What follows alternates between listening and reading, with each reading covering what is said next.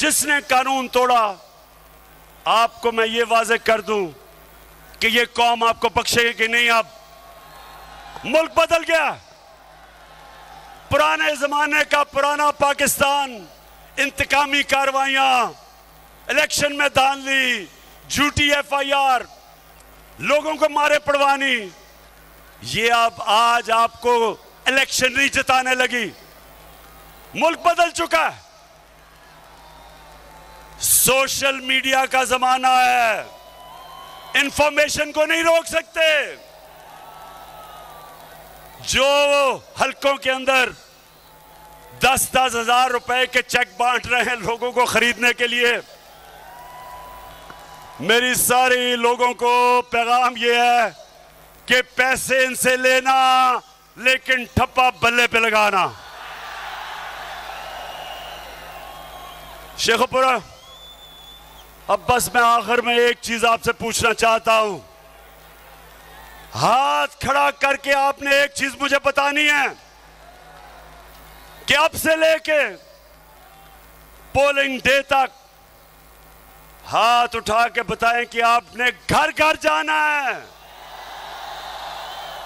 یہ آپ کی الیکشن ہے. یہ ہمارے ملک کے مستقبل کی الیکشن ہے. اس الیکشن سے فیصلہ ہوگا کہ کیا پاکستان ان چوروں کا بنے گا یا ایک وہ قائد اعظم کا پاکستان بنے گا. خوددار قوم بنے گی، آزاد قوم بنے گی، عدل اور انصاف والی قوم بنے گی. قانون میں سب ایک برابر ہوں گے. یہ نہیں ہوگا. نبی صلی اللہ علیہ وسلم نے کہا، اور نوجوانوں اس حدیث کو لکھ لو، انہوں نے کہا کہ تمہارے سے پہلے بڑی قومیں تباہ ہوئیں، برباد ہوئیں. جدھر طاقتور کے لیے ایک قانون، یعنی وہ طاقتور ڈاکے مارے تو ان کو این آر او مل جائے اور غریب لوگوں کو، چوروں کو جیلوں میں ڈالے، قوم تباہ ہو جاتی ہے. ہماری تباہی کا، یعنی ہم ادھر جدھر پہنچنا چاہیے تھا، ہم صرف اس لیے نہیں پہنچ سکے کہ ہمارے بڑے بڑے ڈاکو دندناتے پھرتے ہیں، اربوں روپے کی چوری کر کے این آر او لے لیتے ہیں، معاف کروا لیتے ہیں چوری، اور ہمارا عام آدمی سائیکل کی چوری، بینز کی چوری، موٹر سائیکل چوری، وہ جیلوں میں چلا جاتا ہے.